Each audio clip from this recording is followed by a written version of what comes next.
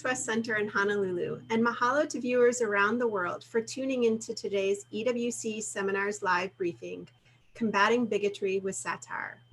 Our bi-monthly EWC Seminars Live series is designed for multinational journalists and informed audiences to connect, inform, and source media stories.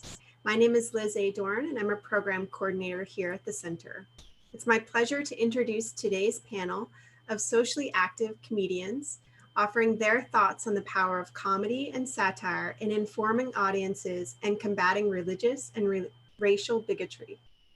Ms. Ashley D is a stand-up comedian, social media personality, and community activist. Since her debut in 2019, Ashley has become a crowd favorite in the Hawaii comedy scene. Mr. Dean Obadala is the host of the Sirius XM Radio's daily program, The Dean Obadala Show, making him the first Muslim American to host a national radio show. He is also the co-director and co-producer of the documentary, The Muslims Are Coming, which uses humor to combat anti-Islamic bigotry. Ms. Jenny Yang is a former labor organizer turned stand-up comedian and actor. She is currently writing the second season of the Fox hit comedy, Last Man Standing, and co-hosts the podcast, A Little Forward. I would like to take a moment now to share our briefing protocols. Today's public briefing is on the record, recorded on Zoom, and made available on YouTube for viewing and sharing. Viewers, your microphones and videos, as well as the Q&A function, are all turned off. Each panelist will speak for up to 7 minutes. Panelist remarks will be followed by a moderator-driven conversation. Following this conversation, the public portion of the briefing will conclude. Working journalists will then be promoted to panelists so that their audio and video are enabled for an on-the-record Q&A session. Journalists, please do not log off or leave Zoom. Other attendees are welcome to remain online should you wish to observe. Join the conversation on Twitter using hashtag EWC Seminars Live, and follow us on Twitter and Instagram at EWC Seminars. Check our website for webinar information, registration, full speaker bios, and YouTube links at www.eastwestcenter.org/EWC Seminars Live. From there, you can also access information on other professional opportunities, as the center offers a diverse array of media, leadership, and educational programs. Finally, I am honored to introduce today's moderator, Javed Kaleem. Javed is an East West Center media alum and a national correspondent with the Los Angeles Times, where he writes about race and ethnicity. And with that, we'll hand over the program to our moderator to offer remarks. Javed? Thanks so much, Liz. I'm happy to be here. Huge fan of the East West Center, of course. Wish I could come to Hawaii, but we're not allowed for now, hopefully soon. And thanks, Ashley and Dean and Jenny, for being here as well. I've gotten to know your work recently and over the years, and I've really liked what you do, and I'm glad to be here with you. And it's exciting for me because it's a little, each of you work in entertainment and comedy, and I don't. I'm a journalist. I have to use the opposite of satire all the time. I have to work in direct quotes of people, tell stories where I often can't insert myself or my own commentary with the LA Times, but I share the view and desire to combat bigotry and combat hate, which is, of course, getting worse and worse in our country and world.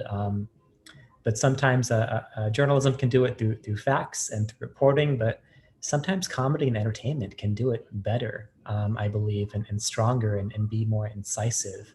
And you can make points and change people's minds through satire, through fiction, even sometimes based on reality in ways that I can't do as a journalist.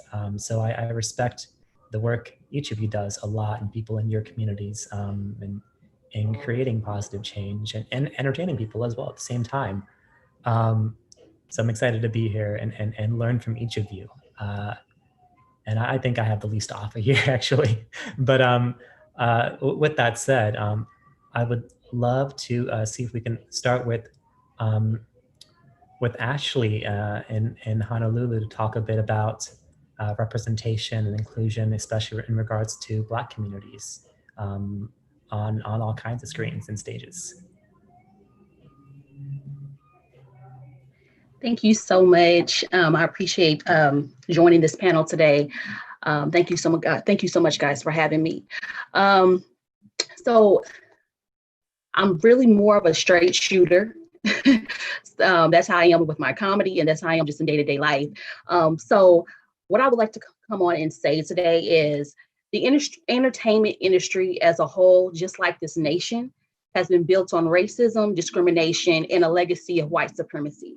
This is the reason why real commitment to inclusion and diversity has been so hard to obtain. When the power players, executives, and board of directors who are responsible for creating most of the content that we see in film and television are white men, then we have the answer to the problem right there. But what is the solution? The entertainment industry has made an insurmountable amount of money and profit off of Black entertainers who tell Black stories, but has yet to fully credit Black people. And I mean, credit them not in just financial gain, but crediting them also by placing them in roles of decision-making and gatekeeping to allow future Black creatives like myself to lead and represent a community of people who has been overlooked and underrepresented in this industry for far too long. In order to understand where we are, in order to understand where we're going, we also must understand where we've been. In 1940, Hattie McDaniel, an actress, singer, songwriter, and also comedian, became the first African-American to win an Oscar award. She won Best Supporting Actress for her role as Mamie, a housemaid and former enslaved woman in Gone with the Wind. Hattie was unable to attend the Gone with the Wind movie premiere due to the film being premiered at a whites-only theater. And at the Oscar ceremony, Hattie had to sit at a segregated table off to the side near the kitchen because the hotel where the award ceremony was held was also whites only. But they made an exception for Hattie that night. Another Black woman did not win the Oscars again until 50 years later with Whoopi Goldberg for her role in Ghost as Best Supporting Actress. Since the first award ceremony in 1929, and after more than 3,000 awards have been given, and only 43 of those awards have been African Americans, and this is as of 2019. So we still have a long way to go. And then we fast forward to 2018 with comedian and actress and also Oscar winner Monique, who is someone who I personally look up to and idolize as far as in my comedic journey, who also credited Hattie McDaniels in her Oscar acceptance speech, began speaking out against Netflix regarding racial and gender equality and not being offered a salary that is even close to her comedic colleagues who are white or male.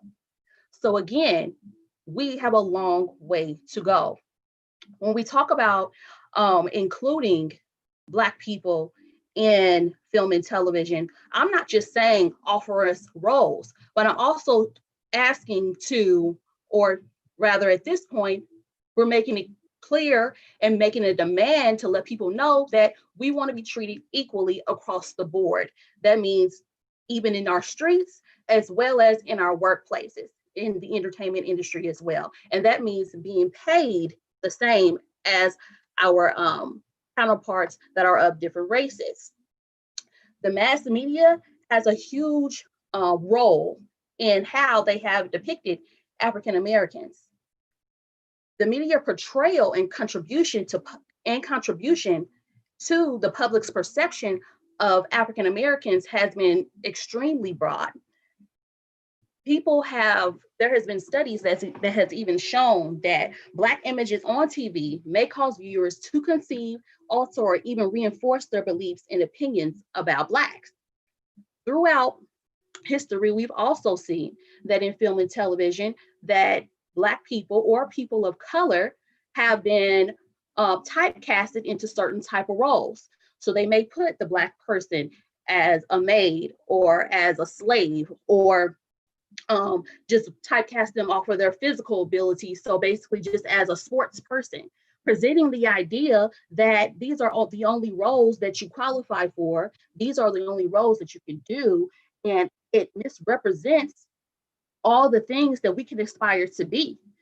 I grew up thinking that a white, blonde-haired, blue-eyed woman was the person of choice, was the person that you would want to aspire to be, because in the movies, they are the ones who had that great job. They are the ones who had the marriages and the American dream, if you will, the house with the picket fence.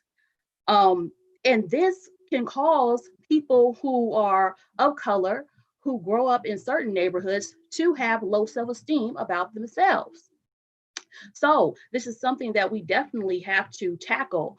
I can say that over the recent years with the Oscar So White and also with the Black Lives Matter movement, that we have seen changes within the entertainment industry and people finally coming out and seeing what Black people have been saying all along, that we need to be seen and we need to be heard. So now we are seeing those changes. Now we are seeing more Black creatives and executives and directors coming into the forefront and leading the way and telling stories that really exemplify us into a greater light than once, that way better than what once we were allowed to do. The media's portrayal, as you can see, even recently, how they portrayed with just the Black Lives Matter movement and the riots. If you remember, when the death of George Floyd occurred and the riots did occur, you know, within those first couple of weeks, they highlighted the riots so badly and tainted this picture. But after the riots settled down, after those first couple of weeks, the media calmed down on even reporting about the people who are still in the streets peacefully protesting, such as a leader like myself, who has led several movements here in Hawaii, nonviolent, no riots. But again, those type of things get shunned away because they want people to see us in a certain type of light. So that's basically, you know, what I wanted to come on here and say, that we've come a long way, but we definitely have a lot more work to do. Thank you so much, Ashley, for those comments, and for speaking straight, like you said. I think we all appreciate it. Next to speak is Dean, and Dean, would love to hear your thoughts on your perspective as a Muslim American, as a radio host, as a comedian and writer as well. So please take it away. Sure. Thank you. Thank you for inviting me to be a part of this. I really appreciate it, East West and Liz. And the idea of an opportunity to spotlight what we believe is an injustice, what Ashley just said, resonates so much with me, even though I'm not African American and I look like a white guy, and I'm not white, I'm of Palestinian heritage and a Muslim, that the way we are defined by the media is often consistent with an agenda that those in the media have. Sometimes it's simply about making money. Other times it's more nefarious. But I will say, in the bigger picture, can bigotry combat, can satire combat bigotry is really the essence of this. And can the media play a role in that? Well, I have to be blunt. For the Muslim community, we have no options. We are too small of a community. We can't meet everyone. You know, the African American community is about 45, 47 million. The Asian American community, and Jenny's going to speak after me, is 20 million plus. We are 2 to 3 million, maybe 5 million. It's hard to tell. The truth is, most Americans don't know us. So all they get about us is from the media, and that's not good, because there's basically two news stories about Muslims. The bad one were described as gunman, terrorist, or militant. And then every now and then the good one were described as alleged gunman, militant, or terrorist. So we've gone for years through very difficult times. Only through the media can we reach people, and it actually matters. Polls have shown that if people know a Muslim as their friend in America, they have a more positive view of Muslims. and of Islam, which is why I have a plan to assign everybody a Muslim friend. The problem is, again, we're too small of a community. I'd have to have like 20 friends. But on my radio show, in all sincerity, every night I open my show by saying, I'm Dino Bidala and I want to be your Muslim friend. Or I usually say MBFF, your Muslim best friend forever. And while it's jokey, and I try to be engaging about it, it's literally because people don't know a Muslim and there's no counter narrative to what they're seeing in the media about us. So we have to use the media. We have no choice. We are desperate. And I'll tell you, for our community, and I don't think this is unique for us, but we're still dealing with it. But for years after 9/11, our community was not focused on telling our story about who we were. We were focused on telling you who we were not. We are not a terrorist. We're not people who want to oppose Islamic law. We are not a threat to this country. We are not unpatriotic because of our faith. And it's only been in the last few years, I'd say, that we've gotten more traction in telling the story of who we are. And that's so fundamentally important. To say who we're not is one thing, but there's nothing filling in that void to tell people who we really are, what we're really about, what our aspirations are, what our dreams are, what do we like, what we don't like. I mean, I have joked about doing more in pop culture. I had this dream for years. I would joke about having a Muslim boy band, call it SKB, Shish Kid Bob, or maybe a Muslim James Bond, like a really cool Muslim guy who comes out, instead of saying Bond, James Bond, he comes out, he goes, Abdullah, Abdullah, Abdullah. But the point is, we are such a small community. It is the only way we can reach you. It is the only way we can connect with people. And it's not like, Ashley mentioned that Hollywood and the entertainment business has made money off the Black community. They have, and they've not paid them what they're due. In my community's circumstance, and Ashley touched on this in a little bit, but for Muslims, they've made money demonizing us. They've made money scaring people about us. It is worse than that. And many times they don't even have Muslims playing the roles. They'll have random people, Hispanic people, non-Muslims all the time playing us, playing the worst stereotype you could ever think of imaginable over and over. And it's not just in the post 9/11 world. There was a great book by Dr. Jack Shaheen, a professor that I knew, a great guy. He wrote a book called Real Bad Arabs, REEL. And while Arab and Muslim are not the same thing, in terms of Hollywood, they are. Just for those who don't know, Arab is an ethnicity. You can be any faith. Muslims are religion. You can be any race or ethnicity. But in his book, he quantified from 1975 to 2000, right before 9/11. And in that time, there were 300 films produced by Hollywood which depicted Arab/Muslims as terrorists, as the evil sheik, as the abuser of women. That was 10 films a year. And on our side, nothing. We were not making films. Our community was teeny pre 9/11. And especially many of them, like my dad, were an immigrant. They were not here thinking about redefining their community. They were here thinking about how to make enough money to put food on the table for my mother and my sister and myself. That was a typical immigrant experience. So over time, things changed. In 2010, Katie Couric famously said, and she meant this with all sincerity and to be helpful, that Muslims need their own Cosby show. Now, anything with Cosby, not that good. But her point was so well taken. The Cosby Show, and forget Bill Cosby, the Cosby Show itself, studies have been written about it. It was often the first Black family invited into white America's homes. Yes, it was by TV, but they were bringing a family, a Black family, into their home, and a family that was depicted as professionals, as successful, as intact. Something not seen, because Hollywood loved, as Ashley touched on, Black depicted in whatever grotesque stereotypes fit the movie or the box office, anything but telling the truth. The Cosby Show also had an impact, studies have shown, on the Black community and how they would see themselves.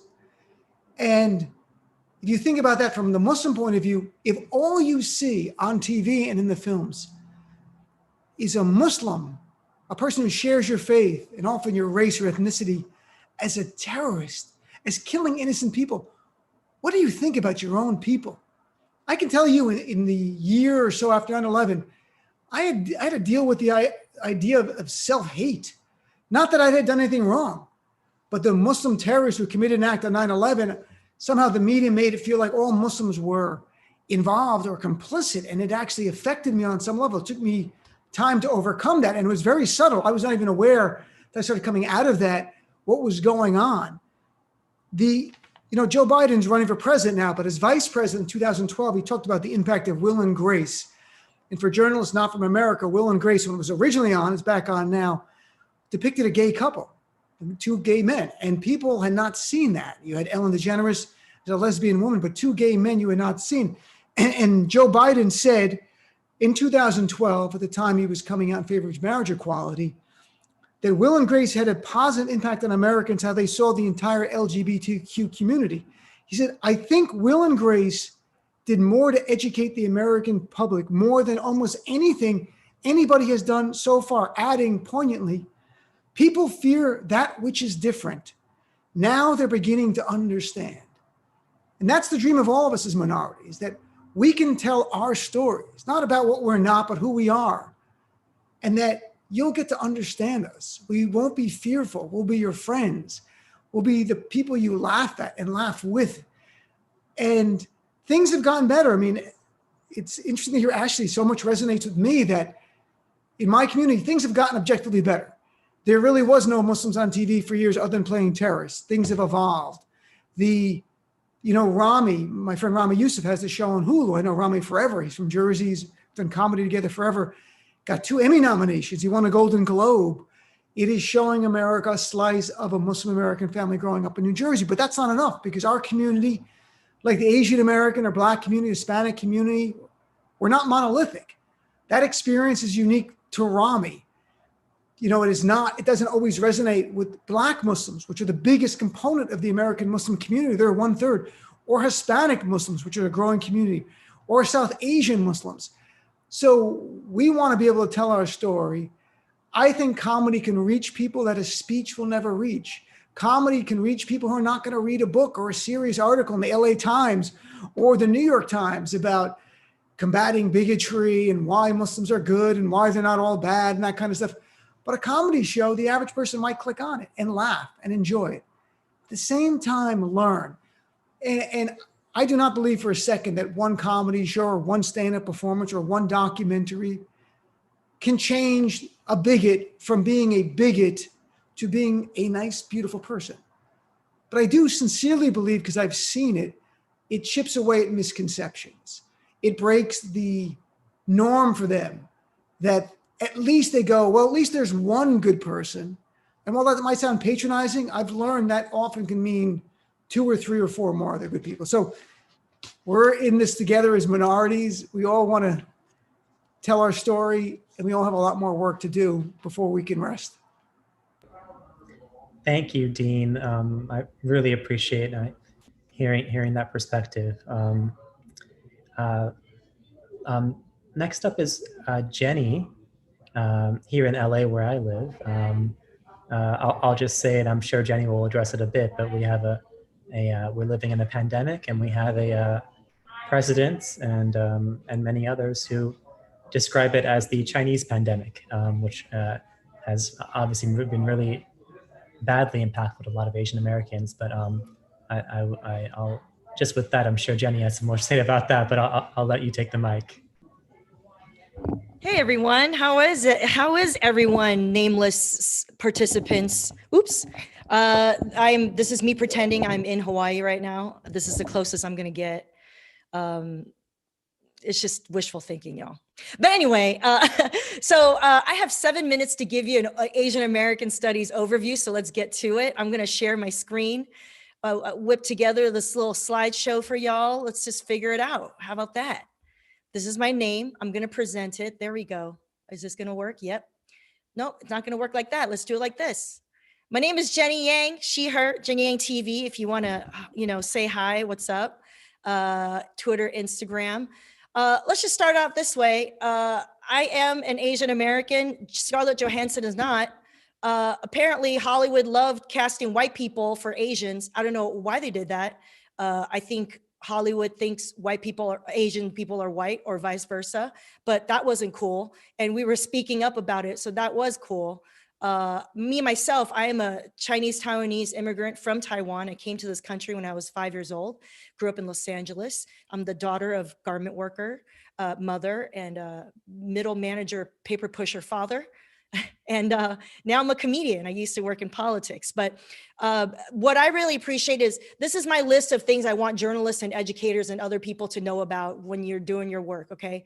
Number one, Asian Americans are speaking about representation. We're not going back, okay? We're not gonna keep quiet anymore, all right? Twitter's taken over, all right? Asian Twitter's befriending Black Twitter's befriending Muslim Twitter, okay? Everyone, brown Twitter, everyone's figuring it out. Don't deny us, gatekeepers. The other thing is number two, immigrants and Black indigenous POC need not be respectable in order to deserve dignity. I want to emphasize this. I fully respect Dean's perspective on wanting to provide a positive role model of of Muslims, right, in entertainment, and I get that. But I think it's very important for journalists and educators to understand that we need to watch the bias of the stories that we see around whether or not someone is deserving of dignity or humanity because they are either good people or bad people. Does that make sense? So Asian Americans always are trying to be painted as the model minority, which is disgusting and highly offensive as a term, because saying Asians are a model implies that someone else that is not Asian is not a model and is not as deserving or is not as good. And we've been used as a wedge against Black people since the beginning of the term Asian Americans in America. And that's important for people to understand if you're going to be covering our stories or going to be telling our stories. So we don't have to be respectable in order to deserve dignity is I think what we need to remember. Next, of course, everyone is equating China and the flu, the COVID, with Asians and Asian Americans. I have a very Asian American centric perspective, and I just want to throw out there that Asian Americans are not Asians, okay? Just because someone in Japan says that it's okay that Scarlett Johansson plays a Japanese comic book character doesn't mean that we over here, okay, who have the context of racial justice of America think that's cool, you know? And I feel like I've seen that a lot actually in some coverage of sort of these sort of pan-Asian Pacific type news outlets, you know what I mean? Who are just like, let me ask this Japanese person if that's cool. Like, no, this is not how it works. It's a totally different context. So I just want to say, this sucks, don't do it. Okay, next. This is the thing that just gets me. All the people here who are journalists, I'm so annoyed by this. For some reason, there always has to be this recurring narrative about how Asian Americans we have tremendous buying power. Oh, we're so rich. Asians, we're so rich. Oh my God, we're just, you just want our money. We're just vomiting money on you, okay? Don't you just, don't you want, and then now with the rise of the China power, like, don't you want that Chinese money? Oh my God, don't say shit about China. Oh, don't dare say stuff about China. They're not gonna give you their Chinese money. That literally is like how it feels to see all of these headlines. And by the way, this freaking guy, everyone thinks that this freaking guy is like Asians. He doesn't represent every single Asian. Look at this guy. He's like, he like yelps his excess spending on the weekends at expensive restaurants. We don't all do that. I do that, but we don't all do that. Okay. We're not all coders in Silicon Valley with a weird old laptop stand. It's fine, but I'm sure he's great. Anyway, here's my point. All Asians do not look like my face. I have a very Chinese face. Okay. I represent 1 out of 5 faces in the planet. All right. We are a sort of majority, but we're not all Chinese. So just be respectful of the fact that we're diverse. Finally, before I get to that, one more thing about China. I have this weird thing. It's like, I don't think this is a weird thing as an Asian American. On the one hand, we should criticize China for like issues of human rights abuses, but I feel like it's a third rail because everyone's like, corporate America's like, I want that China money. I don't want to say bad things about China. But then also when there is criticism of China, there's always sometimes this weird like slant to it. Like it's like, it becomes xenophobic and kind of racist. Like, oh, China equals Asians. And therefore, if you criticize China, then you're like talking about how they eat dogs and like are rude. You know what I'm saying? Like, it just turns into that. And so I'm in a conundrum. Okay, as an Asian American, I want you to criticize China because of human rights abuses, but I don't want you to talk about China in a shitty way because sometimes you do that in a racist way and it reflects on us. It's almost like you're by proxy talking shit about me. So I don't know the answer to that, but I need you to understand that. All right, next. Oh, okay, let's move. Okay, here we go. Finally, on the issue of satire, okay? Oh God.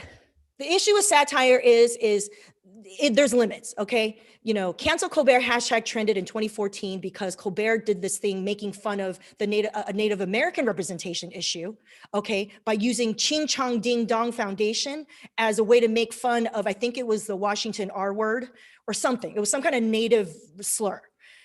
This is an issue that's very delicate for comedians. I think we've learned at this point, it's better not to compare groups.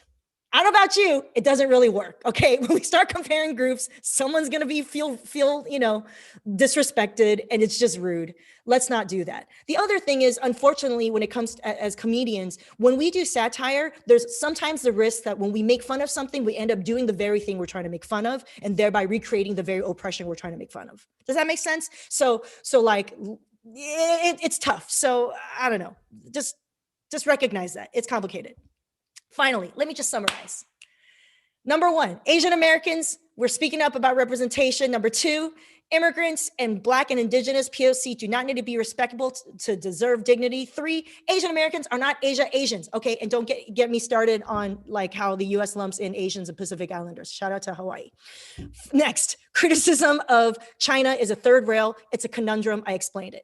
Cover the diversity of Asians. Okay, I mentioned this a little bit-ish. And the complexities according to other factors: class, political context, sexuality, gender, intersectionality. Number six, we're not just a piggy bank. China money, yay! No, don't do that. Number seven, comedy is great, but journalism is the source for truth telling. So please do what you've got to do. Okay, don't just rely on freaking, the Daily Show for all of your news, because we rely on you. You know what I'm saying? We need source material. Okay, so thank you. That's it. Okay. I'll stop sharing. Thank you so much, Jenny. That was awesome. I like the presentation. So we have about a little under 15 minutes, I guess 12 minutes or so, where we'll do some questions and answers between me as a moderator and the panelists, Ashley, Dean, and Jenny. And then after that, we'll go into audience questions. So since our audience is mostly journalists from around the world, it'd be nice if, like you said, Jenny, we can tailor some of the advice or thoughts toward that kind of profession. So, here's one that I have. So we have three respected, talented, really skilled people from across different parts of the country and different backgrounds and races, and at least one who is Muslim. I didn't ask the other two of you about religion. But how,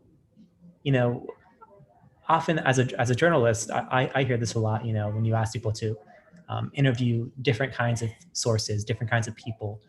People say, how do I find them? I don't know who to go to. I just know this one person. So how, what's your advice to journalists about finding Asian Americans, finding Black voices, finding Muslim voices? They have you three, obviously, that they know now, but how do we find more in others and people who are more established, less established, becoming more diverse in their communities also? Anybody can take the answer. Oh, you mean how do they pay me for me helping them find sources and doing their job? Is that rude? Is that rude for me to say that? They could pay you. They could pay you. Hey, tell them how to. No, I'm just saying, like, I don't want your money, journalists. I really don't. No, but like, I mean, I honestly feel like I've met so many interesting voices through Twitter. It is the least gatekeeper kind of a space, I feel like, for people who want to put out their thoughts. I mean, there's a lot to comb through, but to me, if you're a journalist worth your any dime, I mean, I feel like you need to have Twitter lists, right? For sources and interesting voices. I don't understand. And yeah. That's, to me, that's like so basic. No, is that rude of me to think that like it's just a quick Google search to be like, all right, who is talking about these issues? I don't know. For me, hang on. For me, can I add something?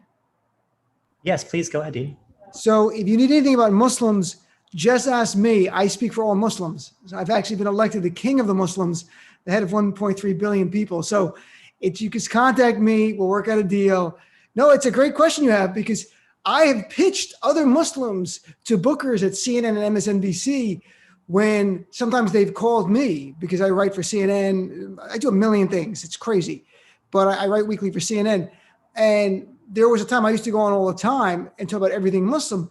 And I'm like, you should really get people from organizations, and certain things I was good at, but other things I'm like, no. Or I would tell them, you need a Black Muslim to talk about this issue because it intersects those two communities, or a South Asian Muslim, or a woman with a hijab, or a woman without a hijab, whatever it might be. I would suggest to them all the time. So I became a resource. But I think the community in the last few years has become more active in the media, that we are more present. When I was first getting involved in media stuff in like 2008, 2009, literally I was like a unicorn. To like, oh my God, I'm Muslim.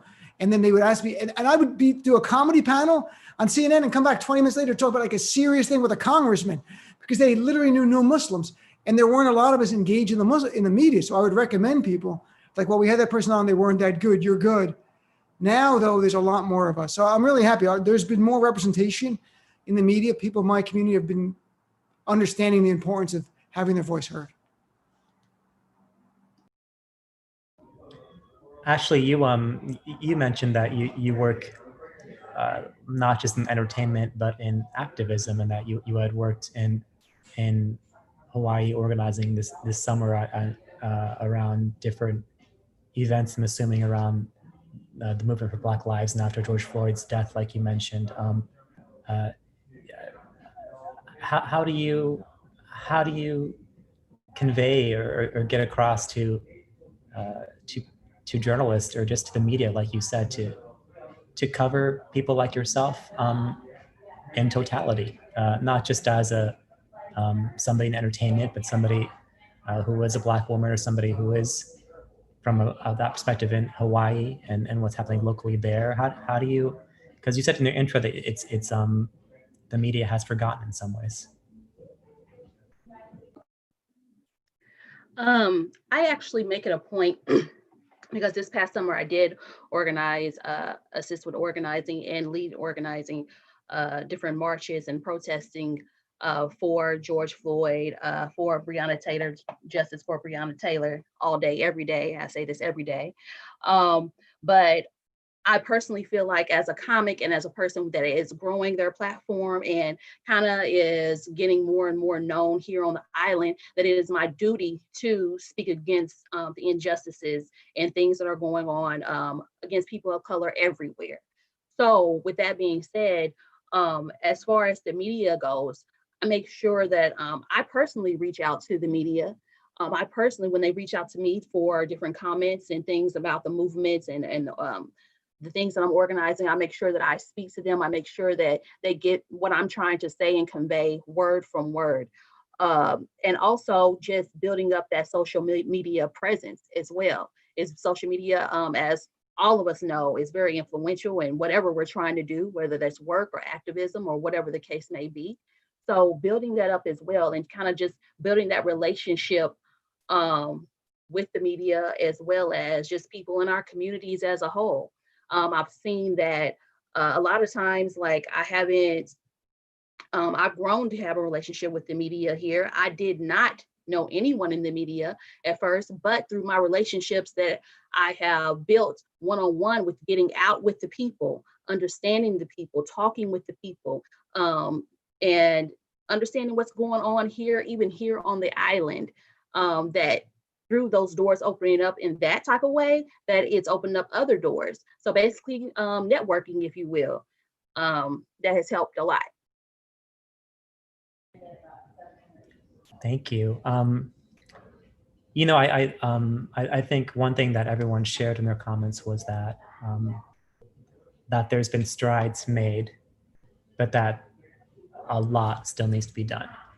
You know, for example, you know, Ashley mentioned, you know, Oscar So White and the changes that have come after that in the academy, but also in what shows are getting made and who's in power of those shows, who's running them. But it's still a huge minority. And Dean, you mentioned your friend Rami, who's seen great success with the last 2 seasons of his show, or even others, I'm sure, like Hassan Minhaj, who just ended his show. And Jenny as well. You're actually, you're one of the at the forefront in LA. I see you everywhere. I did see you everywhere before things shut down. And I know you're in Harper's today. Talking about the work you do. But that's all to say. I am curious. What there's a lot of bad out there, right? There's a lot of bad in each of our industries and each of our perspectives and backgrounds, but about representation. But is there one thing that made you happy this year that you saw? Because it's been a bad year. Just one thing. We don't got a lot of time.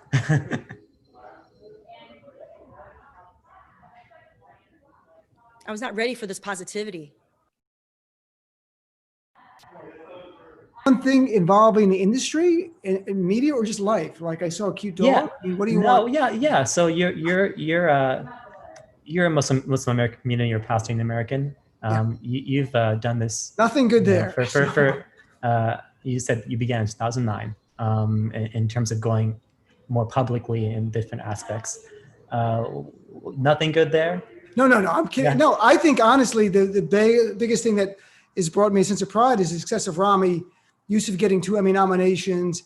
And I've known Rami from years, being in the Arab American Comedy Festival that my friend Maysoon Zayed and I have created. And he joined it years ago. He's like a kid. He's like 19 years old. So I know him forever. That was a great source of pride for our community and showing the industry embracing us. But until there are more executives of color, things are really not going to change in the world of news media or entertainment media. So I'll leave it at that. But that was a bright, shining moment. I would, if I could chime in here, I would say if I were to choose one entertainment specific good moment, it was when apparently this is right before the pandemic, Parasite won everything. And everyone was like, dang, these Koreans showed up and they like swept things with their artistry and fierceness. And then even Asians were like, yes, Asians in America were like, yes.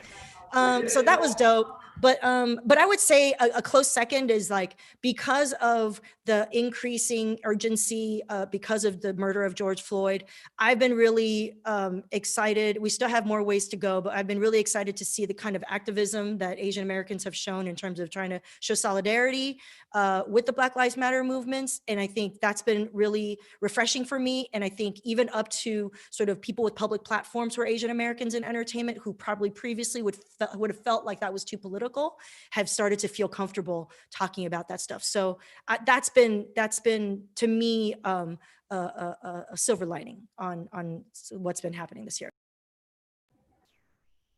Thank you. Ashley, do you have any thoughts? Yes, I think 2 things the highlight of my year. One, before COVID, February, I received the award for Rookie Comedian of the Year. So excited about that. That's why I'm so excited to be on this panel with these other great comics who are more seasoned than me, but I'm learning a lot from all of you guys, so I appreciate that. So I'm excited to be Honolulu's Rookie of the Year in comedy. And then also just to piggyback off of what Jenny was saying, yes, we've had a trying year with COVID and with rioting and just with all the protests and marches and everything, but to see the solidarity with every single race come together has honestly brought tears to my eyes. And I said this earlier, and I'm gonna say it again. People are seeing, it's not just Black folks talking about it. Everybody is uniting together. We're understanding that we are one. And once we realize that we are one and we can be in this fight together, that's how we will ultimately win. When we come together and see that we are more the same than we are different. So that's been exciting to see, just the solidarity amongst all races across the world. Yeah, that's been great to see. And hopefully that it continues and doesn't stop. That's always the problem. People lose interest, right? I think it's time to pass it to, is it Liz from East West Center? Thank you again to our moderator and speakers today, Javed Kaleem, Ashley D, Dean Obadala, and Jenny Yang. The center is delighted to have played host to such an engaging and amusing conversation. Thank you as well to our viewers for around the world for attending this EWC Seminars live briefing. Journalists participating in the Q&A session, please remember not to log off or close Zoom. You are currently being promoted so that your video and audio are enabled. Journalists, this means your screen may go dark while we promote you. And others who wish to remain online as observers, you're welcome to do so. Finally, our next webinar will focus on the future of US-China-Hong Kong relations and media challenges, co-sponsored by the South China Morning Post. This special program will explore the challenges facing the US and Hong Kong media, as well as the impact of the US presidential election. Please tune in on Tuesday, October 6th in Hawaii, Wednesday, October 7th in Hong Kong. Registration is coming soon. And to everyone, I say aloha and mahalo to those remaining for Q&A.